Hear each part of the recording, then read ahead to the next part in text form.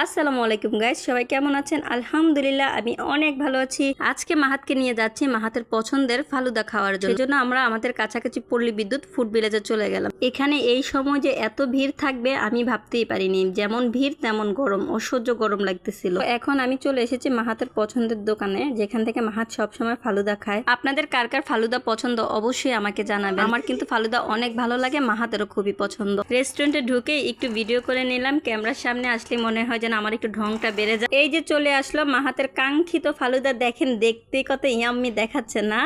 দেখেই জিভে জল আসার মত। আপনারা কিন্তু আমাকে অবশ্যই জানাবেন আপনাদের কার কার ফালুদা পছন্দ। এখন মাহাত তো ফালুদা পেয়ে ভীষণ খুশি। এখানে মানুষের ভিড়ে যে পরিমাণ গরম লাগতেছিল, তার মধ্যে ফালুদাটা আমাদেরকে অনেকটাই শান্তি আর প্রশান্তি দিয়েছে।